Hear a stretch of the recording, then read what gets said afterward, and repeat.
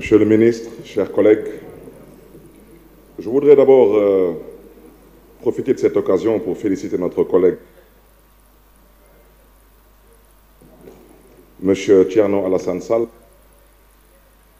pour avoir exercé un droit constitutionnel.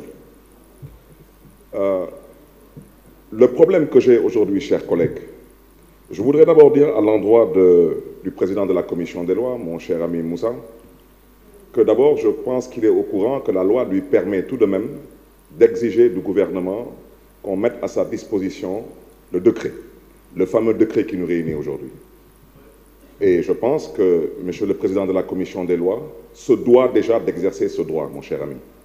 Vous devez exiger du gouvernement, pour le nom et le compte de l'Assemblée nationale, qu'on mette à votre disposition le décret signé du président Macky Sall et contresigné du Premier ministre Amadou Ba, qui, jusqu'à l'heure où nous parlons, est encore le Premier ministre du Sénégal. Et je pense que sur cette base, nous pourrons avancer avec les débats.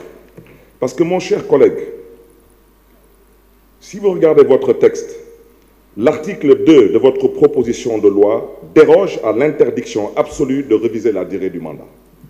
Maintenant, comment l'Assemblée nationale va gérer la question de l'article 27 de la Constitution, qui dit clairement, que la durée du mandat du président de la République est de 5 ans.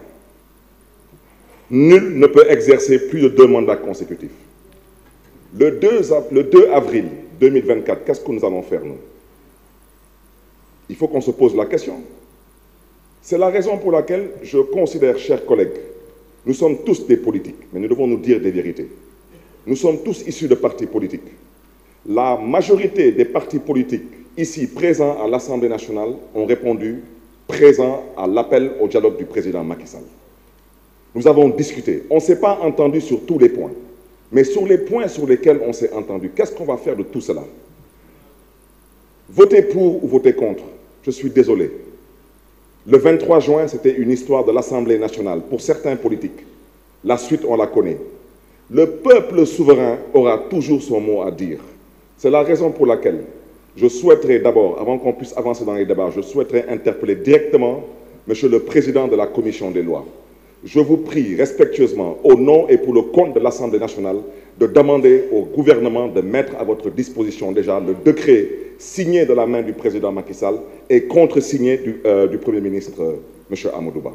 Parce que, chers collègues, c'est trop facile de se mettre ici à vouloir défendre des intérêts personnels, partisans et claniques.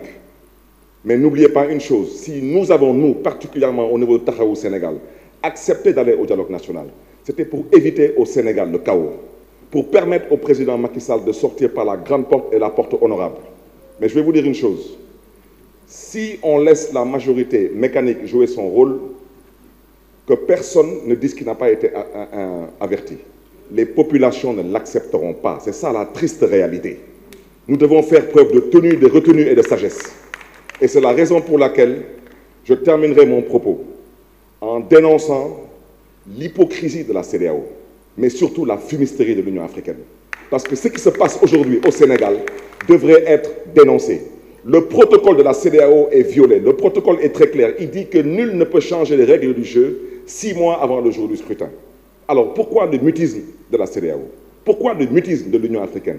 Et pendant ce temps, on reproche à certains présidents africains, dont le président du Mali, du Niger, du Burkina, de se retirer de la CEDEAO. Donc, je terminerai mon propos par lancer un appel à Monsieur le Président Macky Sall. Je vous prie de bien vouloir faire preuve de tenue et de retenue. Le Sénégal en vaut la peine. Et vous méritez mieux que cela. Je vous remercie. La parole est à Moussa.